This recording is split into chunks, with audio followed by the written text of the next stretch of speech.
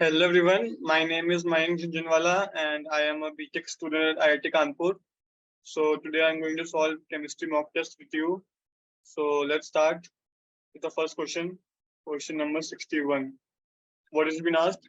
Find the percentage degree of dissociation of HA if values of delta M naught for NaCl, HCl and Na are given and conductivity is also given to us. So we have to find out the percentage dissociation of HA. So firstly, we have to find out that how can we make HA? We can make HA by adding HCl and adding NaA, subtracting NaCl. So what will happen by this? H and A will get added and NaCl will get subtracted. So we will get the conductivity for HA. So how much it is? For HCl it is 425.9 plus for NaA it is 100.5 minus for NaCl it is 126.4. Okay, so from here we can get some value. Let's say we will get x. ठीक है? Then अपने को चाहिए कि अपने को चाहिए percentage degree of dissociation. Percentage degree of dissociation अपने को ये चाहिए ना? तो ये कैसे निकलेगा? Percentage degree of dissociation कैसे निकलता है? This is equal to delta m upon delta m infinity. ठीक है? तो कैसे होगा फिर ये? तो यहाँ पे मैं इसको लिखता हूँ this thing is equal to delta upon delta infinity. अपन ने अपने को क्या दिया हुआ है? अपने को कंडक्टिविटी दी हुई है एमएचए की 5 10 पर -5. तो बस अपने को इसमें वैल्यू डालनी है. यहाँ से अपने को मिल गया क्या? यहाँ से अपने को डेल्टा इन्फिनिटी मिल गया.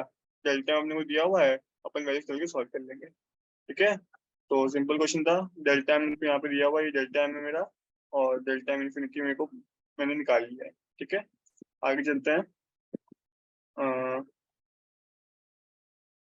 Let's move to next question. अगले में क्या बोले आपने से? एक minute, 1 second. We have been asked the same question again. So let's leave this question because it's the same question which we have just solved. Yeah, it's the same question. So let's move ahead with question number 63. What has been asked in question number 63? Question number 63 में क्या पूछा आपसे? Limiting molar conductivity दी हुई है CH2CONA की, NaCl और HCl की, and the limiting molar conductance of this is also again the same question. CH2COOH is nothing but CH2CONA plus HCl minus NaCl. You have to just perform the calculation and find the right answer. Nothing much. It is basically Colrat's law only.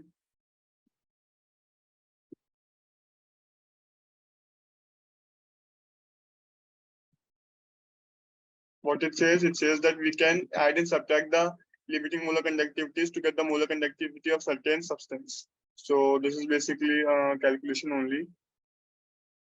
So let's move forward. Question number 64. The compressibility factor of gas is greater than unity at 1 atm. We have been given that compressibility factor is greater than 1 at 1 atm and 273 Kelvin. Okay, therefore we have to calculate the molar volume. Okay, so we know that Z is equal to PVM upon nRT. Since n is not given, we will take it to be 1. So Vm. So let me do it like this. Z is given to us greater than 1. So PVM upon RT is greater than 1. So Vm is greater than RT upon P. So Vm if we know that molar volume Vm is equal to 22.4 liter at STP, and then when Vm is equal to 22.4 liter, we get Z equal to 1. But since here we are getting Z greater than 1, so Vm must be greater than 22.4 liters. Okay, so simple question. A part is the right answer. Let's move forward. Question number 65. What we have been asked. What is correct about the real gas? Pressure of real gas is higher than ideal gas. Volume of real gas is lower than ideal gas. Ideal gas, volume of real gas lower than ideal gas. ये तो गलत है क्योंकि volume of real gas हमेशा ज्यादा होती है. हम लोग आइडियल गैस की वॉल्यूम रियल गैस का मान के चलते हैं. Pressure of real gas is higher than ideal gas. Maybe real gas follows ideal gas equation at very low pressure and high temperatures. Inverse होता है high pressure मतलब एक minute high pressure low temperature and low pressure high temperature. So let's write that PV is equal to NIT, no? So it is something like PV is equal to NIT. So we have already studied that real gases approach ideal gas behavior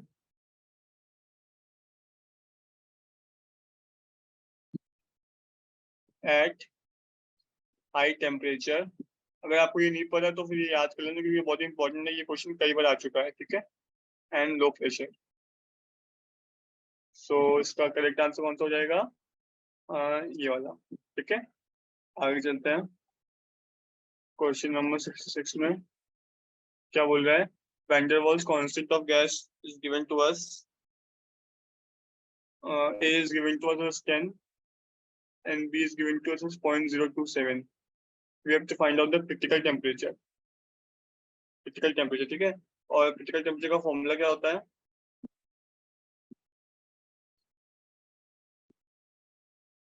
देखो critical temperature का formula होता है 8A upon 27 RB. So just put the values of A and B, you will get your answer. A is 10 upon R. R is 8.314 into B. B कितना दिया हुआ अपने को? 0.027. Just solve this and you will get your answer. So we have to just apply this formula, put the value of R, put the value of A, put the value of B, and you will get your answer. Okay. So let's move ahead.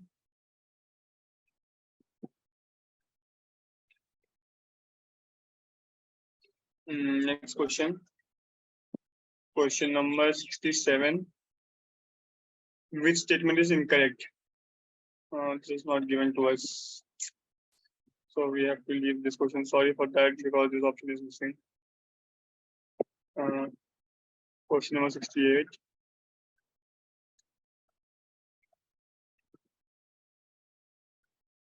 So what is asked? In the following alkyl halide, given alkyl halide 2-chloro-2-cyclohexyl pentane. So let's first draw it. Pentane. 1, 2, 3, 4, 5. This pentane and 2-chloro-2-cyclohexyl pentane. तो यहाँ पे cyclohexyl भी लगा हुआ है. This is cyclohexyl. Why? Because hexyl, because we are using it as a side chain. So 2-chloro-2-cyclohexyl pentane. How many of dehydrohalogenation products including isomers may be possible? So basically ये उसका question है कि अपन कैसे करके डिहाइड्रोलाइजेशन करेंगे तो अपने पास कितने पॉसिबल प्रोडक्ट्स आएंगे अपने से, वो पूछा गया है बेसिकली. ठीक है. तो अपन इसे सॉल्व करते हैं.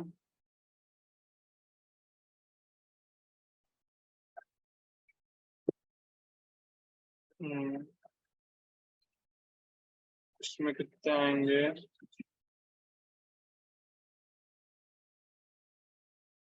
तो अपन लोग डिहाइड्रोलाइजेशन करेंगे तो फिर ऐसे बनेगा ना. ऐसे तो ये रहेगा ही, ये रहेगा ही, यहाँ से सी लग जाएगा. तो एक ही डबल बॉन्ड यहाँ पे आ सकता है. ठीक है. और क्या हो सकता है? एक बन सकता है ऐसे, इसको इधर रन दो, इधर डबल बॉन्ड आ जाए, एक ये बन जाएगा. और क्या हो सकता है? और ये हो सकता है कि इसको ऐसे रन दो, ये ऐसे रहेगा, ऐसे ऐसे ऐसे रहेगा, डबल बॉन्ड यहाँ पे आ जाए. तो ये मेरे पास 3 पॉसिबिलिटी है. अब इन 3 पॉसिबिलिटी में मेरे को आइसोमर्स में को चेक करना है. ठीक है. तो आइसोमर्स चेक करते हैं अपन लोग. देखो यहाँ पे तो यहाँ पे एक तरफ हाइड्रोजन है और एक तरफ ये है, और यहाँ पे भी एक तरफ ये एक तरफ ये है. तो यहाँ पे सब्सटेंस पॉसिबल है. तो यहाँ से अपने को 2 मिल जाएंगे. और यहाँ से भी देखे तो यहाँ से तो एक ही मिलेगा क्योंकि यहाँ पे एच ही लगा हुआ है, यहाँ पे भी एच है, यहाँ पे भी एच है. ठीक है. बाकी यहाँ से देखे तो फिर यहाँ पे कितने मिलेंगे? यहाँ पे भी ये चेन और ये चेन सेम है, बस ये और ये डिफरेंट, लेकिन क्योंकि अपनी ये चेन और ये चेन तो सेम ही है ना, यहाँ से अपन सेम जा रहे हैं, यहाँ से भी सेम जा रहे हैं, तो यहाँ पे भी अपने को एक ही मिलेगा, तो अपने पास टोटल 4 आएंगे। ठीक है, इसका आंसर हो जाएगा 4। कुछ बोलते हैं क्या, मैंने शेयर को हटाया तो मैंने यहाँ पे लगाया तो मेरे को 2 यहाँ से मिले।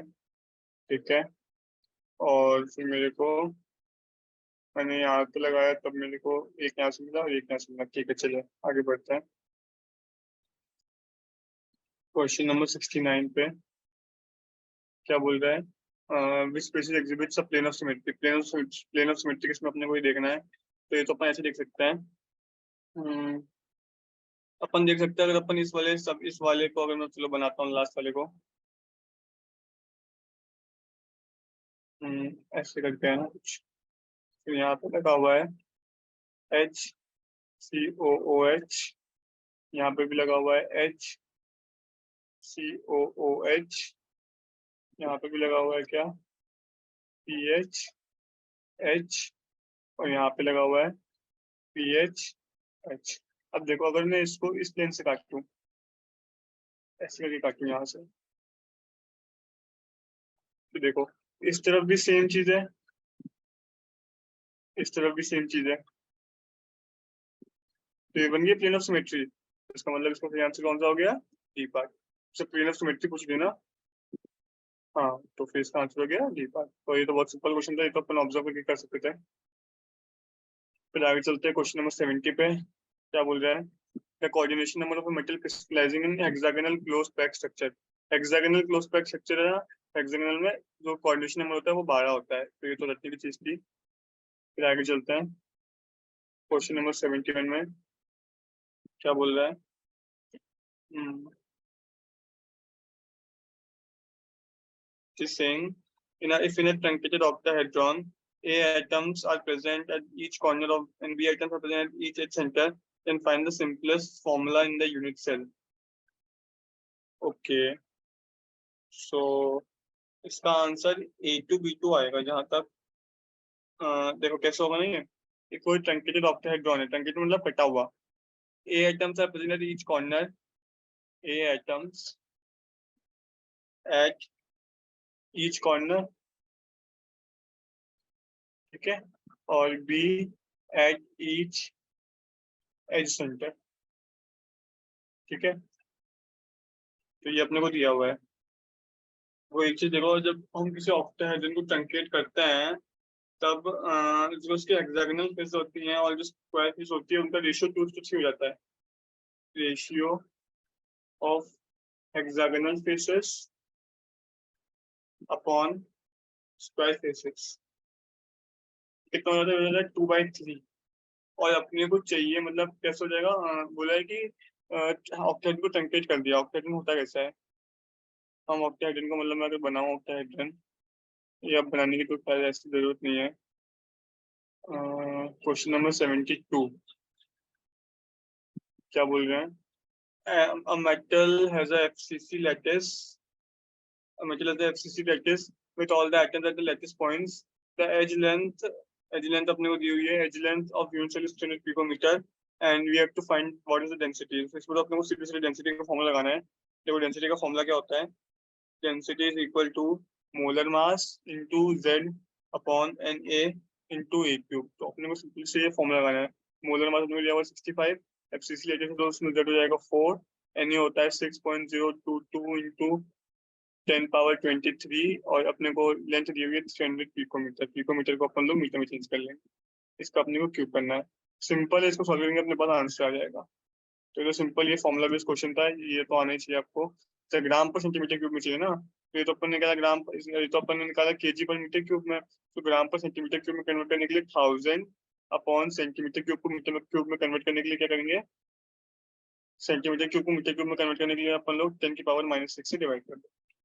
ठीक है, तो सिंपली फिर अपने पास ग्राम पर सेंटीमीटर क्यूब में अपना आंसर आ जाएगा। तो फेयरली सिंपल। आगे बढ़ते हैं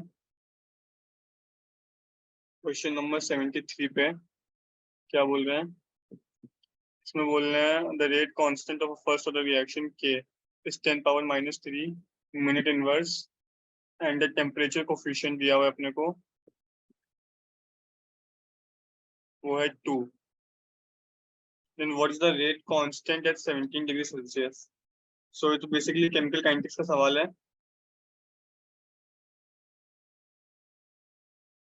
केमिकल काइनेटिक्स का सवाल है, सिंपल सा। तो ये कैसे होगा, देखो, जो अपने टेम्परेचर कोफिशिएंट होता है ना, उसका फॉर्मूला होता है rate constant at some temperature, जो यहाँ पे दिया हुआ है 27 degree Celsius, divide by rate constant at some other temperature, जो अपने को दिया हुआ है 17 डिग्री। क्योंकि अपने को पता है जैसे टेम्परेचर 10 डिग्री राइज करता है, टेम्परेचर जो होता है वो मतलब 2 टाइम्स हो जाता है। मैंने आपको बता रखा है 10 degree Celsius I think temperature में जो मेरा के है उस पर 2 टाइम्स का फर्क आता है, इसलिए अपना टेम्परेचर क्वेश्चन यहाँ पे 2 है। वैसे भी मेरे को यही चीज चाहिए।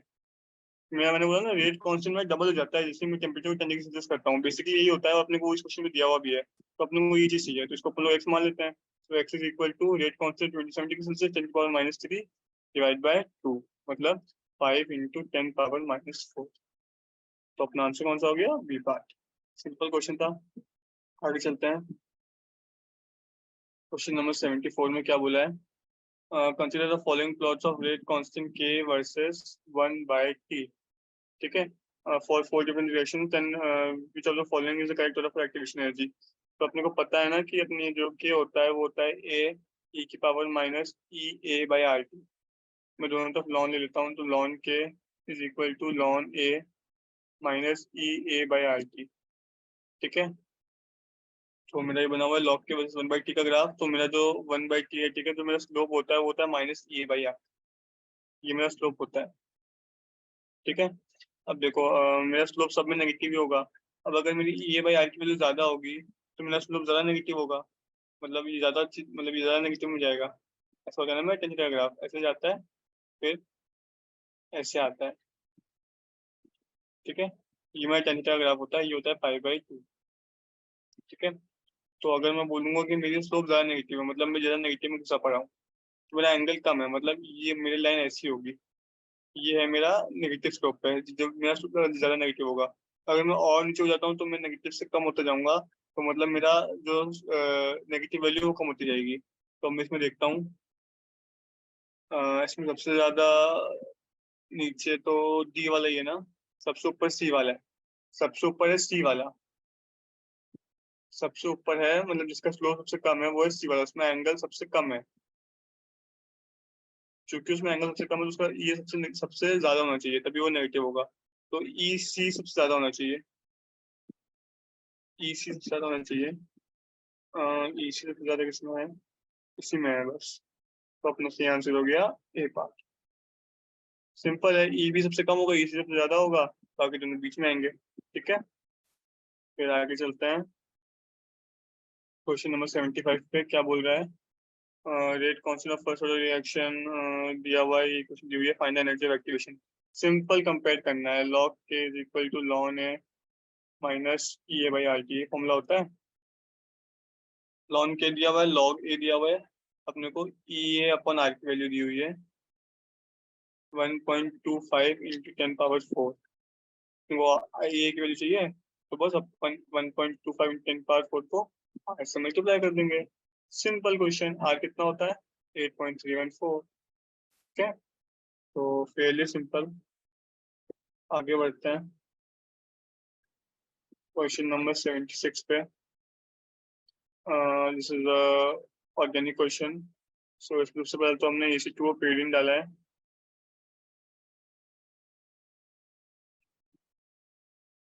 बाद में देखो अपन ने क्या किया, बाद में अपन ने इसका नाइट्रेशन किया है। नाइट्रेशन करने में क्या होता है, एक NO2 आता है, तो अपने को पता है। तो इसमें सबसे पहले तो देखो कि जिस जिस ऑप्शन में NO2 नहीं है उसको तो पहले हटा देते हैं। तो ये ऑप्शन हो नहीं सकता, ये वाला ऑप्शन भी हो नहीं सकता, ये वाला ऑप्शन भी हो ही नहीं सकता। क्योंकि इसमें AC2O pyridine डाल के क्या करते हैं अपन लोग, AC2O pyridine डाल के इसको अपन लोग करते हैं, क्या बोलते हैं इसको, बोलते हैं सेफ गार्डिंग, इसको प्रोटेक्शन बोलते हैं। AC2O pyridine से क्या होता है ना, देखो ये ऐसा रिएक्शन होता है बेसिकली कि जब मैं इसमें NH2 में AC2 डालता हूँ pyridine के प्रेजेंस में, इस रिएक्शन को अपन लोग बोलते हैं प्रोटेक्शन। क्या बोलते हैं, प्रोटेक्शन। इससे क्या होता है, इस ये वाली चीज पे फर्क नहीं पड़ता, हम आगे कोई भी रिएक्शन कर ले, तो यहाँ पे इसका प्रोटेक्शन हो गया। बाद में अपन ने नाइट्रेशन करवा दिया, नाइट्रेशन करवाने से क्या होगा, NO2 लग जाएगा, NH2 तो है ही, एक NO2 और लग जाएगा। और फिर बेसिकली हम क्या कर रहे हैं, फिर बेसिकली हाइड्रोलिसिस कर रहे हैं। हाइड्रोलिसिस क्यों कर रहे हैं? हाइड्रोलिसिस करके जो यहाँ पे प्रोटेक्शन हुआ था ना, यहाँ पे ऐसे बन गया था NH3 double bond O CH3, इसको हम लोग वापस खोल रहे हैं हाइड्रेशन से, तो ये वापस इंस्टेंट बदल जाएगा। तो इसका जो सही ऑप्शन आएगा वो आएगा बी पार्ट। ठीक है, तो समझ में आ गया होगा, फेयरली सिंपल क्वेश्चन था ये तो। बस ये ध्यान रखना कि इसको हम लोग प्रोटेक्शन बोलते हैं, जो हम इसे 2 पेन के बेंच में करवाते हैं। बाद में यहाँ चलते हैं, जैसे CH3L3KOH, तो यहाँ से तो अपने को पता है क्या बनता है, NC बनता है। तो यहाँ पे अपन NC बनाया है इसको, फिर अपन लोग कर रहे हैं HCl H2O 300 केल्विन पे। पहले देखो जिसमें NC नहीं है उसको हटा दो। तो इसमें मिथेनोइक एसिड बन रहा है, उसको सॉल्व करते हैं।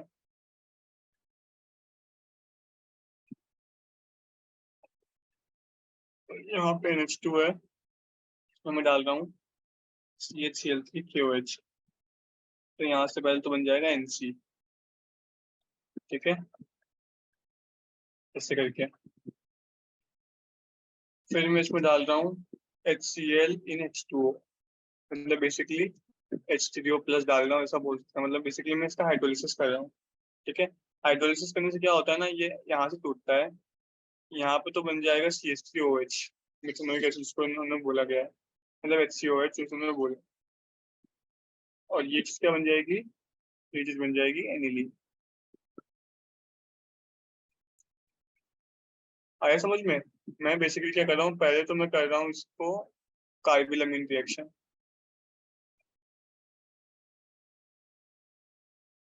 ठीक है, बाद में मैं HCl2 से क्या कर रहा हूँ, ये कुछ ऐसे लिखा हुआ है, इसका मतलब होता है हाइड्रोलिसिस करना। हाइड्रोलिसिस में क्या होता है, जो NC का जो C है वो तो कन्वर्ट होता है मेथनोइक एसिड में, और जो ये चीज है ये कन्वर्ट हो जाती है एनिलीन में। समझ में आया? तो इसका अपना सही आंसर हो जाएगा ए पार्ट, बाकी सब गलत लिखा हुआ है। ठीक है, आगे चलते हैं। क्वेश्चन नंबर 78 में, इसमें क्या बोला है अपने को, इसमें अपने को दिया गया है ऐसे करके कुछ सिस्टम, इसमें ये दिया हुआ है CH2 NH2। ठीक है, फिर मैं इसमें डाल रहा हूँ HNO2 in presence of H2O। मेरे को कुछ ए मिल रहा है, तो मुझे ए बताना है क्या होगा बेसिकली। देखो HNO2 मैं डालूंगा तो क्या होगा, यहाँ पे होगी डायजो रिएक्शन। ठीक है, तो यहाँ पे क्या होगा, कुछ समय के लिए, जो बहुत ही कम समय होगा, शायद कुछ मिलीसेकंड के लिए, यहाँ पे कुछ इस टाइप का बनेगा। मतलब यहाँ पे CL सॉल्ट नहीं है, लेकिन बनता है तो डायजो सॉल्ट जैसा बनता है। लेकिन चूंकि ये स्टेबल नहीं होता तो ये टूट जाता है यहाँ से तुरंत ही, और फिर ये अल्कोहल्स में, एल्कीन्स में कन्वर्ट हो जाता है, सुने, अल्कोहल्स में, एल्कीन्स में कन्वर्ट हो जाता है, और N2 रिलीज हो जाता है। ठीक है, तो इसमें बेसिकली ऐसा ही होगा। तो यहाँ पे CH2 N2Cl पहले होगा, फिर ये यहाँ से टूटेगा, और फिर ये अल्कोहल में कन्वर्ट हो जाएगा। तो इसका सही ऑप्शन होगा कौन सा पार्ट, बी पार्ट। ठीक है, फिर आगे चलते हैं। क्वेश्चन नंबर 17 में बोला है, when an ion leaves the normal lattice side an electron, एक मिनट, हाँ, when an ion leaves the normal lattice site and electron occupies the defect generated is called as, an electron occupies the crystal lattice then the defect generated is called as। तो ये तो मतलब simple learning वाला question है, इसको हम लोग Frenkel defect बोलते हैं। फ्रैंकल डिफेक्ट में क्या होता है ना, जब एनायन नॉर्मल को लीव कर देता है, तो वहां पे एनायन की जगह पे, क्योंकि एनायन भी नेगेटिवली चार्ज होता है, इलेक्ट्रॉन भी नेगेटिवली चार्ज होता है, तो एनायन की जगह पे एक इलेक्ट्रॉन आ जाता है एनायन की जगह पे, तो इंटरस्टिशियल साइड पे। तो उस एरर को जो हम लोग बोलते हैं उसको अपन लोग बोलते हैं फ्रैंकल डिफेक्ट। ठीक है, तो आगे चलते हैं। क्वेश्चन नंबर 80 में, which of the following exhibits ferromagnetism? तो this is also learning question only, मतलब ये चीज आपको याद करनी पड़ेगी, इसके बिना लाइक पॉसिबल नहीं है। मतलब थोड़ा बहुत तो केमिस्ट्री तो इनऑर्गेनिक आएगी, इसके बिना तो हो नहीं सकता। तो इसमें जो फेरोमैग्नेटिज्म होता है वो होता है इसमें, देखो सबसे पहले जो फेरोमैग्नेटिज्म होते हैं, उनकी खासियत होती है कि वो आयरन, कोबाल्ट, निकेल, जब तुमको दिख जाता है तो सबसे पहले वही अपने वहां से बनाना चाहिए, अगर अपन को ऐसा ऑक्साइड नहीं दी हुई हो। विदाउट ऑक्साइड के जो फेरोमैग्नेटिक होते हैं, वो विदाउट ऑक्साइड के जो होते हैं वो होते हैं आयरन, निकेल, कोबाल्ट वाले। और इस केस में जो अपने दिया हुआ है, इसमें आंसर है CrO2। जो CrO2 होता है इसको हम लोग बोलते हैं क्रोमियम ऑक्साइड। क्या बोलते हैं इसको? हम लोग बोलते हैं क्रोमियम ऑक्साइड। और ये जो होता है ना, ये फेरोमैग्नेटिक होता है। ठीक है। तो नेक्स्ट क्वेश्चन में क्या बोला अपने को? नेक्स्ट क्वेश्चन में मेरे को बोला है कि, क्या बोला है, the edge length of sodium chloride cell is 564 picometre. क्या दिया हुआ है? एज लेंथ दिया हुआ है 564 पिकोमीटर। और साइज ऑफ सीएल मैंने साइन दिया हुआ है 181 पिकोमीटर। तो मेरे को Na+ का साइज बताना है। ठीक है। और अपने को पता है जो NaCl होता है वो होता है FCC लैटिस। तो FCC में क्या होता है ना कि वो जो अपना फेस होता है उसके अलोंग एटम जुड़े हुए होते हैं। मतलब √2 जो होती है उसकी लेंथ होती है √12। तो √12 में अपने पास 4R आता है, मतलब 2Na++2Cl-। इस टाइप से होता है। तो ये होता है अपना √12। अपने को एज लेंथ दी हुई है L, तो अपने हो जाएगा √2 into 564 is equal to 2 into size of Na+ plus 2 into size of Cl- अपने को दिया हुआ है 181। तो यहाँ से अपन लोग Na+ निकाल सकते हैं। ठीक है। तो सिंपल था, बस मेरे को ये बताना चाहिए कि जो NaCl का लेटिस होता है वो FCC लेटिस होता है। तो यहाँ से अपन लोग इसको सॉल्व कर लेंगे। ठीक है, आगे बढ़ते हैं। क्वेश्चन नंबर 82 में क्या बोल रहा है? अच्छा, ये अपना सरफेस केमिस्ट्री का क्वेश्चन है। अपने को बोला है कैलकुलेट द 20% ऑफ साइट्स और ऑक्यूपाइड बाय N2 मॉलिक्यूल्स। और अपने को डेंसिटी दी हुई है, टोटल सरफेस एरिया दिया हुआ है, catalyst switches of 300 kelvin while N2 is completely dissolved into the pressure of 0.001 atm and volume is 2.46 centimetre cube. तो अपने को बताना है नंबर ऑफ एक्टिव साइट्स कितनी होंगी। तो ये भी सिंपल ही है, बस क्वेश्चन में लैंग्वेज थोड़ी बड़ी बड़ी करके दी हुई है। जो दिया हुआ है वो लिख लेते हैं, नंबर ऑफ सरफेस साइट्स। फिर मैंने पहले भी सॉल्व किया है किसी मॉक टेस्ट में। Occupied by N2 20%। और डेंसिटी दी हुई है मेरे को, ठीक है, टोटल सरफेस एरिया दिया हुआ है। तो मैं टोटल सरफेस साइट्स निकाल लेता हूँ। वो कितनी आ जाएंगी? वो आ जाएंगी 6.023 × 10⁻14 डेंसिटी मल्टीप्लाइड बाय 1000। ठीक है, क्योंकि मेरे को दिया हुआ 1000 सेंटीमीटर स्क्वायर है। तो ये हो जाएगा 6.023 × 10⁻17। ठीक है, फिर आगे चलते हैं। नाइट्रोजन ने कितने साइट्स ऑक्यूपाई कर रखी है? 20%। तो 20% ऑफ 6.023 × 10⁻17 इज नथिंग बट 1.2046 × 10⁻17। ठीक है, अब क्या करें? नंबर ऑफ नाइट्रोजन मॉलिक्यूल्स निकालते हैं। नंबर ऑफ नाइट्रोजन मॉलिक्यूल्स, तो वो कितने आ जाएंगे? वो आ जाएंगे PV/RT, तो नंबर ऑफ मोल्स आएंगे। उसको Na से मल्टीप्लाई कर देंगे तो नंबर ऑफ मॉलिक्यूल्स जाएंगे। तो ये हो जाएगा, अपने पास टेम्परेचर दिया हुआ है, प्रेशर दिया हुआ है, वॉल्यूम दी हुई है। तो जब अपन लोग सॉल्व करेंगे तो अपने पास फाइनल आंसर आता है 6 × 10⁻16। तो ये तो अपने पास हो जाएंगे नंबर ऑफ नाइट्रोजन मॉलिक्यूल्स। ठीक है, फिर अपने को क्या बोला है? फिर अपने को निकालने हैं number of sites occupied by nitrogen. ये अपने को बोला है ना, ऑक्यूपाइड बाय नाइट्रोजन मॉलिक्यूल। तो ये कितना हो जाएंगी? ये हो जाएगा, जो मेरा आंसर आया 1.2046 × 10⁻17 total sites divide by number of nitrogen molecules, जो मेरे आएंगे 6 × 10⁻16, जो मैंने पीछे कैलकुलेट करके दिखाया था। तो यहाँ से मेरा आंसर अप्रोक्सीमेटली 2 आ जाएगा। ठीक है, तो बस इसमें कुछ नहीं करना है, कैलकुलेशन करनी है बस। थोड़ा क्वेश्चन लंबा है तो वो देख के डरना नहीं चाहिए, क्योंकि ये क्वेश्चन रिलेटिवली आसान है। लेंथ नहीं देखनी चाहिए अपने को बस। फिर क्वेश्चन नंबर 83 चाहिए। क्या बोल रहे हैं? Electron catalyst of lead chamber process. तो पहले तो आपको बताना चाहिए कि लेड चैम्बर प्रोसेस में कैटलिस्ट कौन सा यूज होता है। सॉरी, हाँ, तो आपको बताना चाहिए कि लेड चैम्बर प्रोसेस में कैटलिस्ट कौन सा यूज होता है। तो लेड चैम्बर प्रोसेस में जो कैटलिस्ट यूज होता है वो होता है NO2। कौन सा होता है? NO2। इसमें अपने को बताना है कि कितने इलेक्ट्रॉन प्रेजेंट होते हैं। NO2 में कितने होंगे? नाइट्रोजन में होते हैं 7, ऑक्सीजन में होते हैं 8। पूरी कितने हो जाएंगे? 7 प्लस 2 × 8, मतलब 16 प्लस 7, समथिंग अराउंड 23। ठीक है, तो इसका आंसर हो गया 23। ठीक है, फिर आगे चलते हैं। क्वेश्चन नंबर 84 में क्या बोला है? Bleeding is stopped by application of ferric chloride. This is because the blood starts flowing in the opposite direction. The blood reacts and forms solid, which seals the blood vessel. The blood is coagulated and the blood vessel is sealed. तो obviously बात है कि जो अपन ferric chloride लगाते हैं वो अपन coagulation के लिए लगाते हैं। इससे क्या होता है, अपना खून रुक जाता है। तो इसका आंसर कौन सा हो गया? C part. ये तो लाइक बहुत ही कॉमन है, तो मतलब पता ही होगा। फिर क्वेश्चन नंबर 85 पे चलते हैं। क्या बोल रहा है? DDT contains how many number of chlorine items? DDT में कितने क्लोरीन आइटम्स होते हैं, अपने से ये पूछा है। तो डीडीटी में जो मॉलिक्यूलर फॉर्मूला होता है डीडीटी का, उसमें 5 क्लोरीन आइटम्स होते हैं। कितने होते हैं? 5 क्लोरीन आइटम्स। ठीक है, क्योंकि डीडीटी का कुछ स्ट्रक्चर होता है वो कैसा होता है, CCl3 CH, फिर यहाँ पे एक बेंजीन रिंग लगी होती है, फिर यहाँ पे भी एक बेंजीन रिंग लगी होती है। ठीक है, फिर यहाँ पे Cl होता है, यहाँ पे Cl होता है। तो इस तरह करके 5 क्लोरीन आइटम होते हैं, 2 यहाँ पे 3 यहाँ पे। तो सही आंसर क्या हो गया? इसका सही आंसर हो गया 5। आगे चलते हैं। क्या बोल रहा है? The upper limit of COD for drinking water. COD क्या होता है?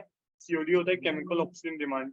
तो केमिकल ऑक्सीजन डिमांड बेसिकली अपन लोग मेजर करते हैं, जिससे कि अपने को पता चले कि मतलब वाटर में ऑक्सीजन का लेवल कितना है, कम तो नहीं हो रहा। वो सब देखने के लिए जो अपन लोग पैरामीटर यूज करते हैं उसको अपन लोग बोलते हैं CCD।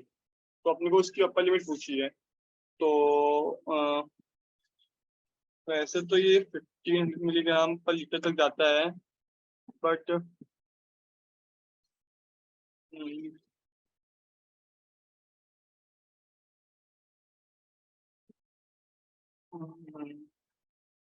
COD यार ये फिक्स तो नहीं है कुछ।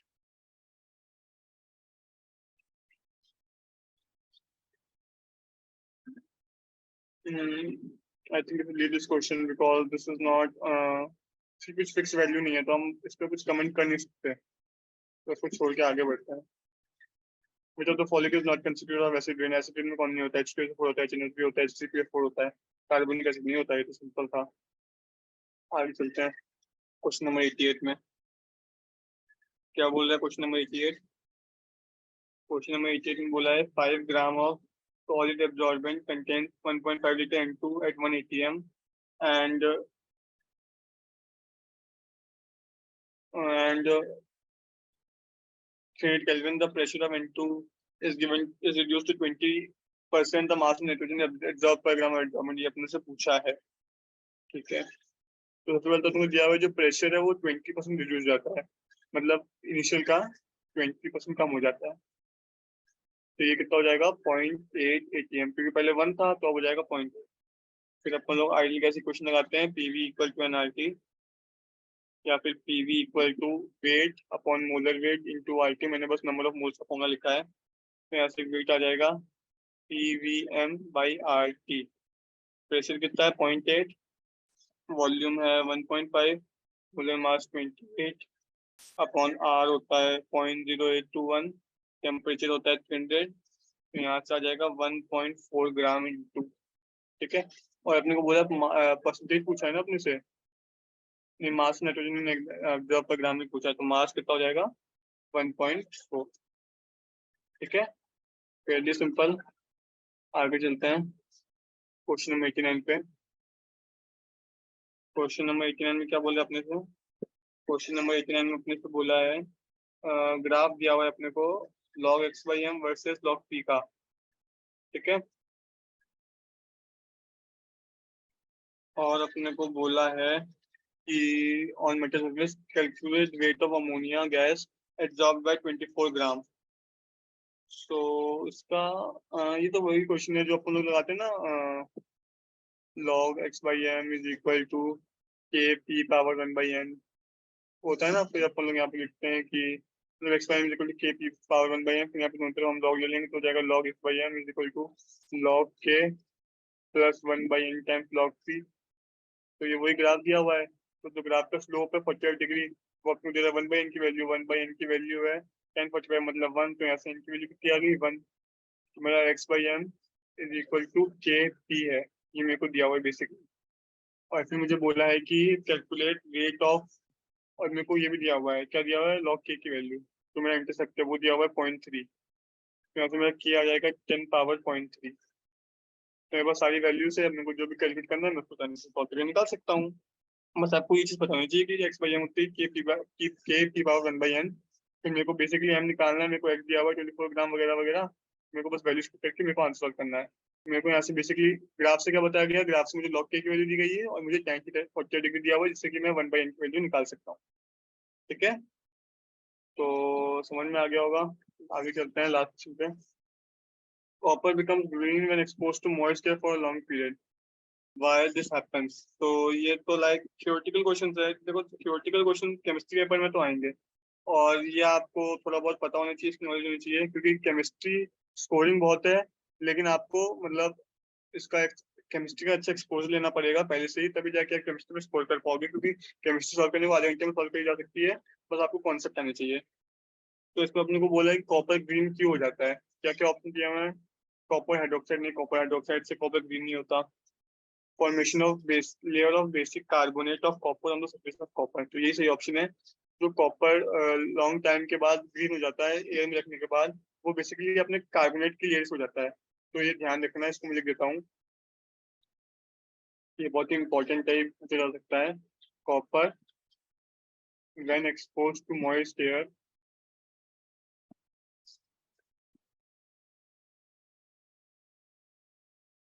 For long period